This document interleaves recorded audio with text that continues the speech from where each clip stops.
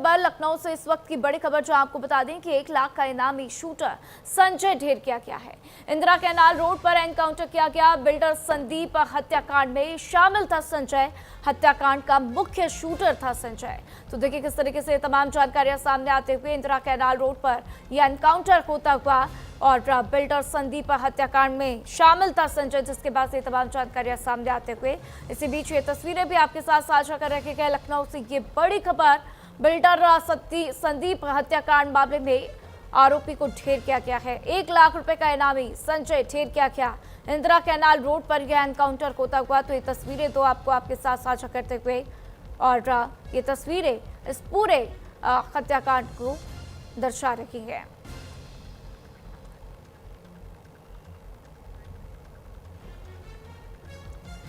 और इस खबर पर ज्यादा जानकारी के लिए आलोक द्विवेदी मेरे साथ फोन लाइन पर जुड़ चुके हैं। सीधा उनका रुख करते हैं। आलोक, क्या कुछ जानकारी इस पूरे मामले में, कहां पर आरोपी को ढेर किया गया, क्या कुछ इनपुट्स पुलिस के हाथ लगे, क्या कुछ इसको लेकर डिटेल्स? देखिए 27 मई को पीजीआई के इलाका में जो बिल्डर संदीप की हत्या हुई थी, उसमें संजय नाम का जो व्यक्ति था वो उसका मुख्य शूटर था और हत्या करके भाग निकला था। और आज 27 जून मतलब 1 महीने पुलिस को मशक्कत करनी पड़ी है। इतना ही नहीं, इस पर 1 लाख का इनाम भी घोषित किया था पुलिस आयुक्त लखनऊ के पुलिस आयुक्त ने। इसके बाद लगातार दबिश दी जा रही थी, तलाशी की जा रही थी, संजय को ढूंढा जा रहा था और एसपी दीपक कुमार के नेतृत्व में आज घेराबंदी की गई है। और जो ही घेराबंदी की गई, संजय ने फायरिंग किया है बताया जा रहा है। उसमें बचाव में पुलिस ने फायरिंग की और ये जवाबी कार्रवाई में ढेर हुआ है। ये आपको बता दें संजय जो है पहले से भी इसकी हिस्ट्री जो निकाली गई थी, तो काफी ये ऐसा व्यक्ति था जो कई हत्याएं कर चुका था। ये अंबेडकर नगर जिले के हरौली थाना क्षेत्र का रहने वाला था, पूर्वांचल से अटैच था। इसने अंबेडकर नगर, अयोध्या, बस्ती, तमाम ऐसे जिले हैं जहां पर इसने कई घटनाओं को अंजाम दिया था।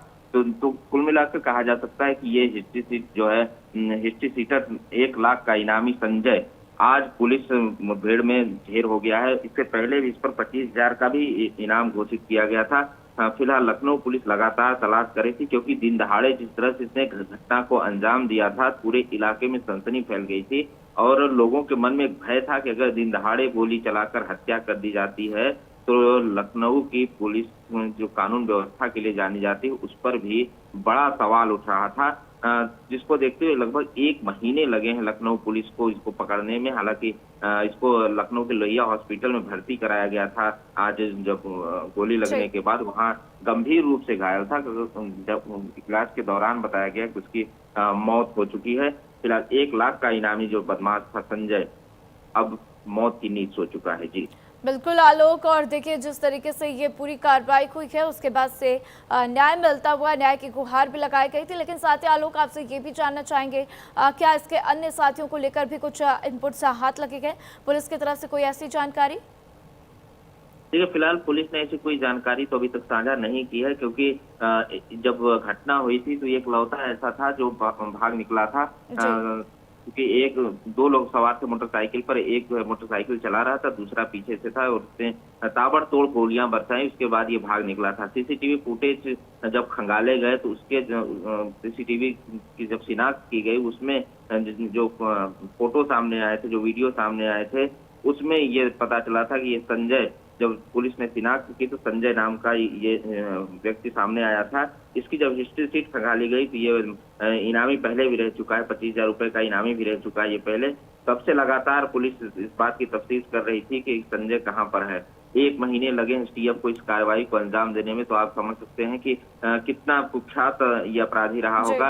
एसटीएफ ने भी लगातार दबिश दे रही थी, लेकिन आज जो कार्रवाई हुई है वो एसपी के निर्देशन में हुई थी और मौके पर भी मौजूद थे। इंदिरा कैनाल है ये, इंदिरा नगर में ही पड़ता है ये इलाका। यहाँ पर ये बाइक से घूमता हुआ पाया गया था।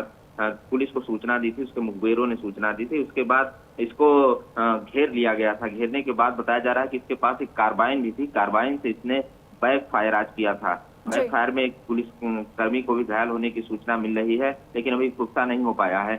उसके बाद पुलिस ने जब जवाबी फायरिंग की है तब इसको गोली लगी है। फिलहाल इसके कोई साथी थे ऐसा भी इनपुट पुलिस ने नहीं दिया है, लेकिन इसके चूंकि मृत्यु हो गई है, अगर जिंदा अरेस्ट करते तो जाहिर सी बात है पूछताछ होती। पूछताछ होने के बाद हो सकता है कुछ और भी इनके साथियों का खुलासा होता, लेकिन चूंकि जीवन लीला समाप्त हो चुकी है संजय की, और पीड़ित जो परिवार वाले हैं, बिल्डर के जो परिवार वाले थे, वो भी यही चाह रहे थे कि जल्द से जल्द इसको पुलिस ढूंढ निकाले और इसकी हत्या उसी तरह गोली मारकर करे जिस तरह संदीप की हत्या हुई थी।